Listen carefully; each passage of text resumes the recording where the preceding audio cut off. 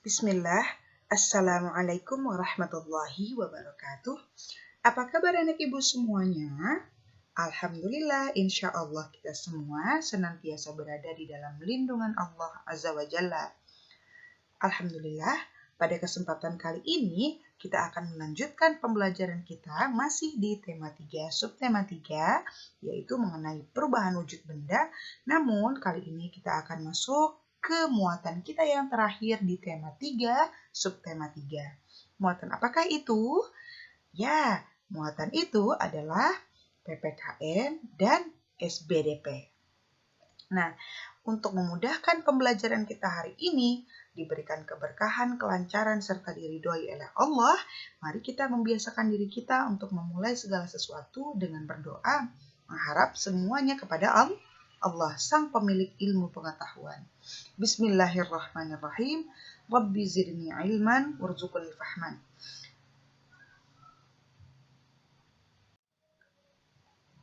Kemudian, ada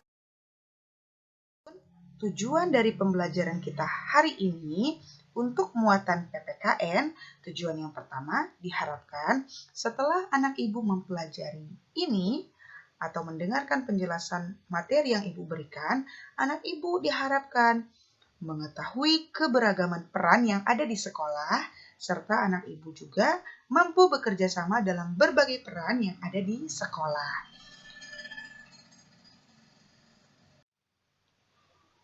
Oleh karena itu, sudah siapkankah anak ibu semuanya peralatan tulis ataupun buku temanya?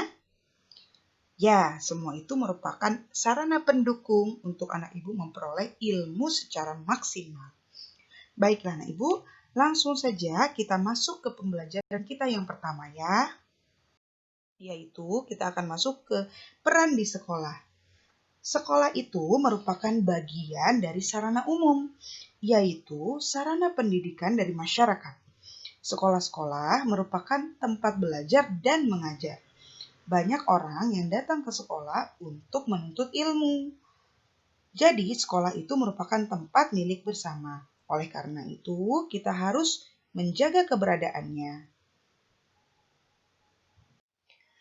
Namun, tahukah anak ibu bahwa ada berbagai peran yang dapat kita temui di sekolah?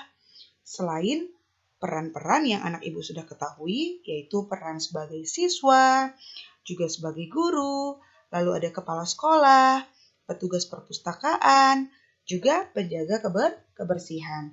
Nah, semua dari peran-peran ini, setiap peran itu memiliki tugas dan kewajiban dari masing-masing. Dan semua peran tersebut sebaiknya dijalankan dengan baik dan bersungguh-sungguh.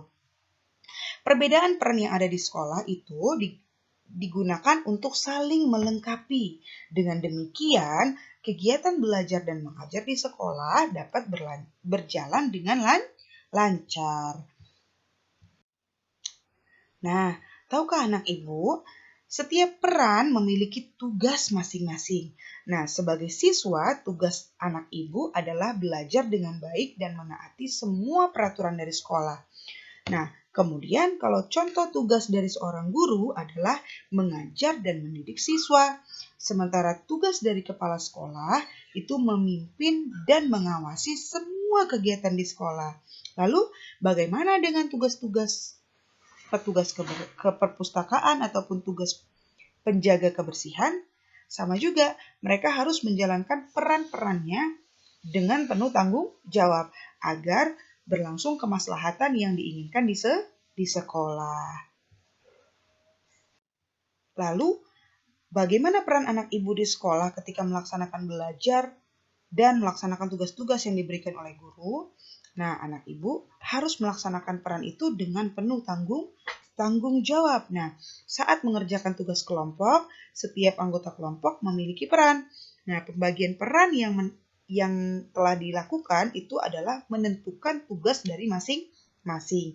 Contohnya, misalnya ketika guru memberikan tugas kelompok untuk mempersiapkan suatu pameran ataupun suatu kegiatan, maka tugas tersebut anak ibu harus membagi peran agar dapat berlangsung tugas tersebut dengan baik. Nah, Peran-peran itu dilakukan dengan cara diskusi. Kemudian pembagian peran itu juga harus dilaksanakan dengan adil, sehingga tugas kelompok akan berjalan dengan lancar.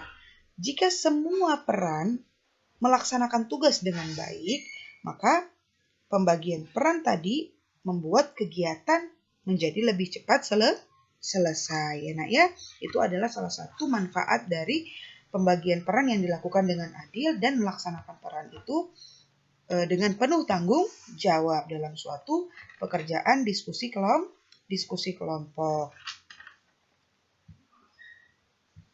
Nah, adapun seperti halnya menjaga sekolah itu, ada beberapa hal yang harus anak ibu jaga di sekolah ya Nak ya. Namun, yang harus anak ibu jaga itu memerlukan kerjasama untuk mewujudkannya, yaitu bisa saja yang pertama itu adalah keamanan sekolah, ketertiban sekolah, dan kebersihan. Ketiga hal tersebut itu merupakan tugas bersama warga sekolah. Warga sekolah itu siapa? Yang tadi Ibu telah sebutkan, siswa, guru, kepala sekolah, petugas perpustakaan, serta penjaga kebersihan. Semua dari warga sekolah itu harus mematuhi aturan dan menjalankan kewajiban. Terlebih lagi, bagi anak ibu sebagai seorang siswa atau murid, anak ibu juga dapat melaksanakan hal tersebut, menjaga keamanan, ketertiban, dan kebersihan. Yaitu dengan cara menjaga ketertiban di kelas, tidak ribut ketika jam pembelajaran, menciptakan keamanan dengan tidak melakukan hal-hal yang berbuat berbahaya.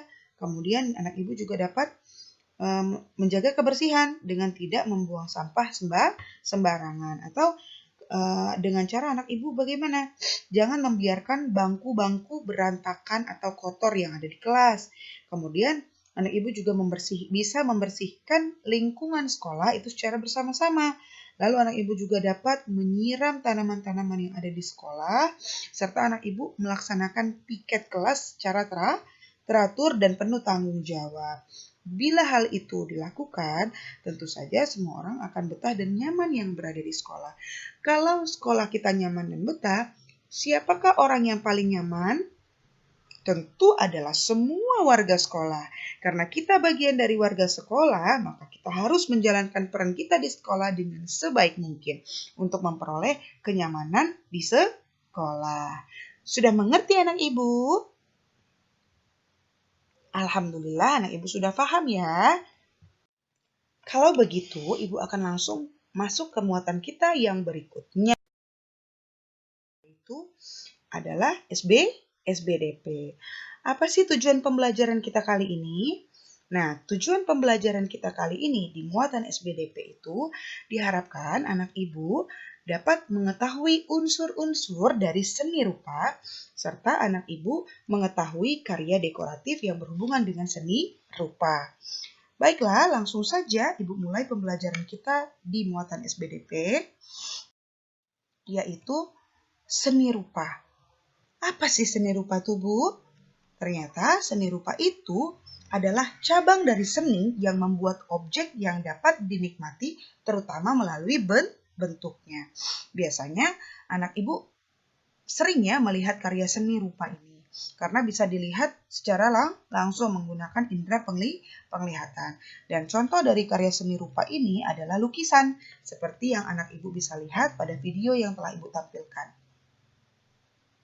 Nah, setelah kita membahas tentang pengertian dari seni rupa, mari kita lanjut ke materi yang berikutnya, yaitu adalah unsur-unsur dari seni rupa.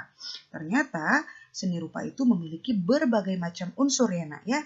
Yang kita pelajari ada 8 buah unsur. Unsur-unsur seni rupa tersebut meliputi yang pertama adalah titik, garis, bidang, bentuk, ruang, tekstur, warna, dan gelap terang. Namun, semua ini adalah bagian-bagian penting dari seni rupa ya Nak ya. Pada pembelajaran kali ini, kita hanya fokus ke 3 buah unsur seni rupa tadi, yaitu garis, bentuk, dan warna. Kita akan mendalami 3 unsur penting ini. Yang lainnya bukan berarti tidak penting, namun pembelajaran kita kali ini hanya memfokuskan untuk 3 buah unsur yang ini. Baiklah, langsung saja. Unsur-unsur yang penting dari seni rupa itu, yang pertama ada garis, bentuk, dan warna. Kita akan fokuskan pembelajaran kita di 3 unsur penting ini ya nak, yaitu garis, bentuk, dan warna. Apa itu garis? Garis adalah goresan yang panjang dan mempunyai arah tertentu. Kalau bentuk adalah gabungan dari beberapa bidang. Sementara warna itu adalah elemen atau pigmen yang memantulkan cahaya. Baiklah, kita akan masuk ke unsur penting yang pertama, yaitu adalah garis. Nah, garis adalah unsur seni rupa yang merupakan hasil dari penggabungan unsur titik. Garis itu merupakan goresan atau batasan dari suatu benda, ruang, bidang, warna, tekstur, ataupun yang lainnya. Garis itu terbagi menjadi berbagai macam jenisnya, nak. Ada menurut kesannya, wujudnya, ataupun ada berbagai macam ya nak ya. Dari menurut jenisnya bisa dibagi menjadi garis lengkung, garis panjang, pendek, horizontal, vertikal. Seperti yang anak ibu bisa lihat pada gambar yang ibu tampilkan ya.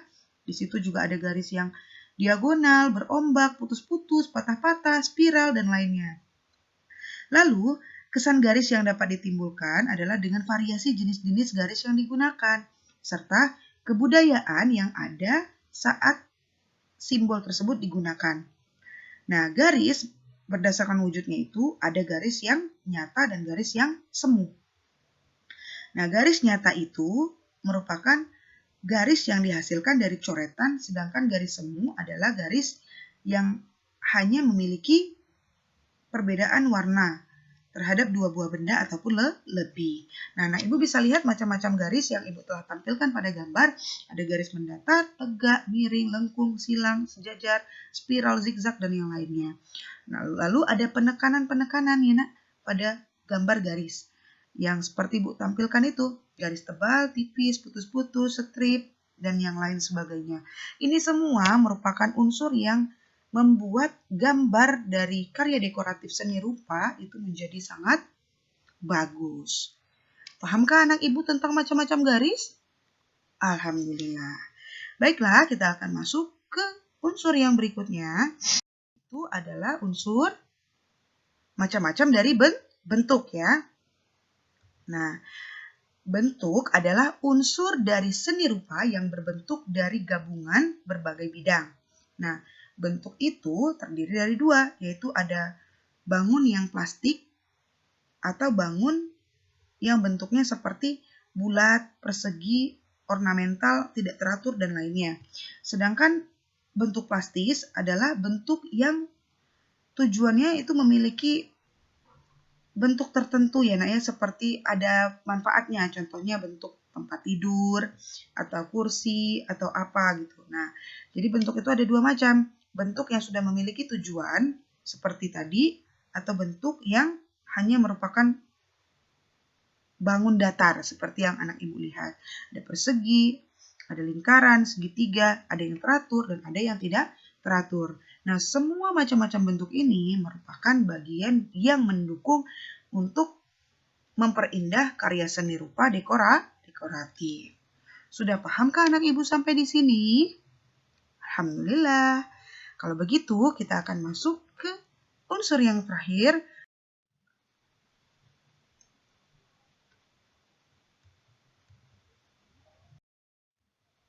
Nah, karya dekoratif itu adalah gambar yang bercorak dekor ya. Sebelumnya kita sudah pernah belajar tentang gambar dekoratif. Masih ingat kan anak ibu tentang gambar dekoratif?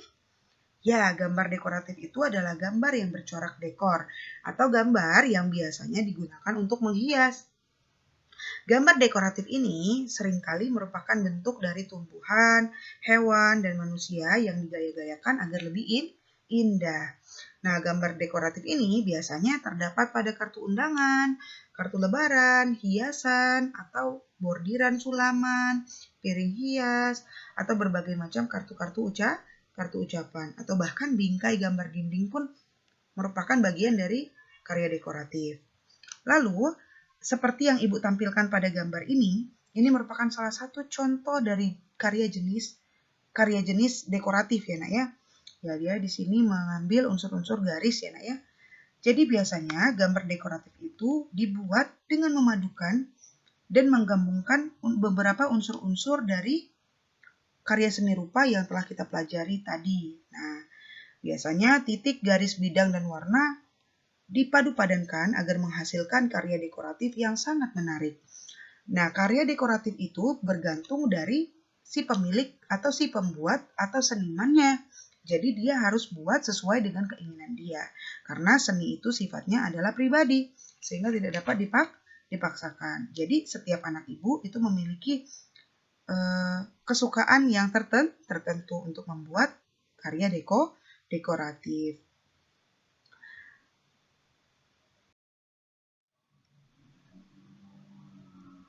Nah, pada kali ini Ibu akan memberikan tugas. Nah, apakah tugas kita kali ini setelah mempelajari pembelajaran kita tadi, anak Ibu berikan tugas yaitu buatlah lukisan karya seni dekoratif dengan memadukan unsur-unsur seni rupa sehingga menjadi lukisan yang harmoni.